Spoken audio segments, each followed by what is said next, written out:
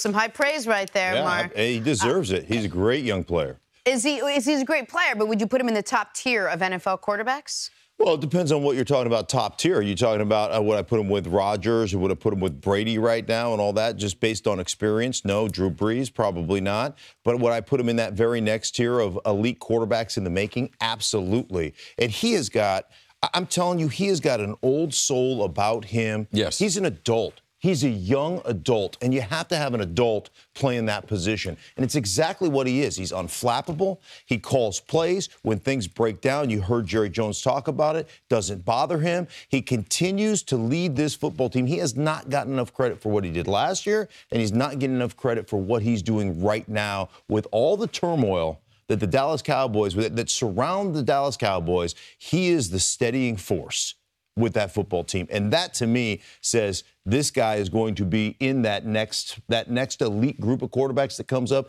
and is compared to the Rodgers and the Bradys and the Breezes of the world. Dak Prescott's going to be one of those guys. I understand why when it comes to those three names you listed, Rodgers, Brady, Breeze, those guys are in a group by themselves. Correct. Because not only are they, Aaron Rodgers' injury notwithstanding, still playing at a super high level. We have seen them play in the biggest games and the biggest moments at the highest level imaginable. So those guys, while Cris would say their cement is still dry, they could stop playing. Yes. The cement would get, I'm sorry, the cement's still wet, but the cement would get dry quick and they'd go to Canton immediately.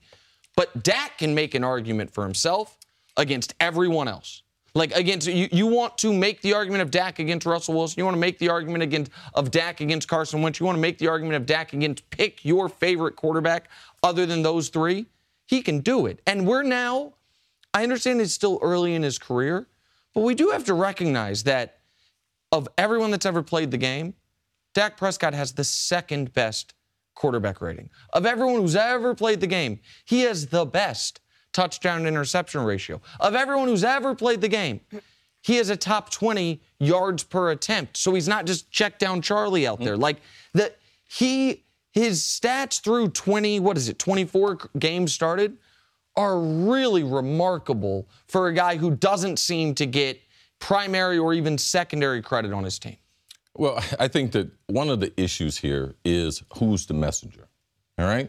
That's Jerry Jones. So does it take some shine off of who Dak really is as a player? Does it take any credibility away from the statement? Because Jerry says a lot of crazy stuff, all right? Last year he talked about Tony Romo. This is the best I've ever seen Tony Romo look in practice. Like, oh, he's ready to play. He could get into an NFL game right now. He also said some stuff, I think, about Brandon Weeden. Brandon Weeden throws the prettiest ball I've ever seen. And then they should have drug tested him to see if he was smoking weed, okay? Because we know that not to be true. No one can market a product like Jerry Jones. Right. But Jerry got it right in drafting Dak. And Jerry got it right in last year, not trying to force Tony Romo back into the starting lineup. And also Jerry and them got it right as far as allowing Tony Romo to start his second career, because that is the type of support that Dak needs as the franchise quarterback for the Dallas Cowboys. He does everything that I would want him to do. I'm not disappointed in one area of his game. And he is an old soul.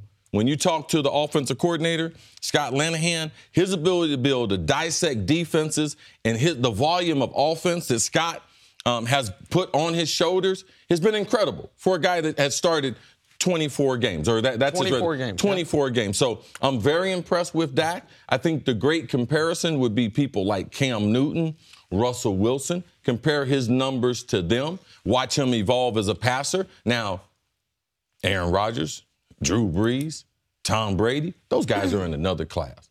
Ben Roethlisberger, he's in another class, all right? They've earned that. But give Dak time. He will be in that same class, and I believe that Dak will lead the Cowboys to a Super Bowl victory. At some point. You're not talking about this year. I just want to make sure for the audience, I don't want them sending that to you. Yeah, they can send it to me, but I believe he'll win a Super Bowl for the Dallas Cowboys. Hey, come get a taste. Okay. He ain't afraid. So I'm talking to Scott Linehan last year as a rookie because I'm like, what's setting him apart? He goes, go look at this play. And it was just a normal combination. It was a drag slant. I have to admit, because I said on the show yesterday, I'm not into stealing, but I did steal that from you because I know Scott's one of your boys. Right. So we run a typical combination drag slant, meaning you run a slant with the X receiver and you drag. It's either a fullback, whatever. It was Cole Beasley coming across, and a drag is just, it's just a flat route, right? It's a 1-yard route. So the linebackers following, or the safeties following Cole Beasley, got upfield shoulder. If that's the first read. If he throws it, it's a 1-yard gain. The guy gets tackled out of bounds. Beasley turns the route to an up. Like he just goes out and up.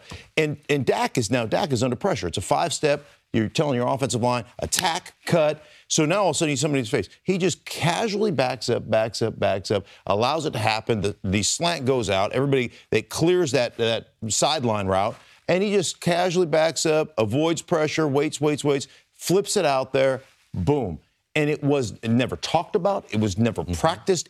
He's got this old soul about him. He saw the receiver going, man, this guy's got me covered. This route is no good. He changes it on the fly, and Dak's like, okay, I'm cool with that. Let me just back up here. Let me just hold up. This is a rookie at about week 5 making those adjustments on the fly.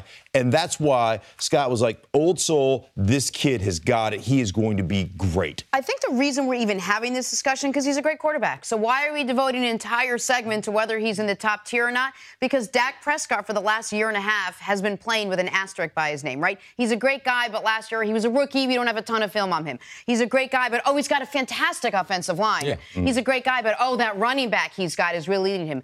So I think that he lives every day and he takes the field every Sunday with that little asterisk, like, let's see what he can do without all three of those things. We did the same thing with Tom Brady.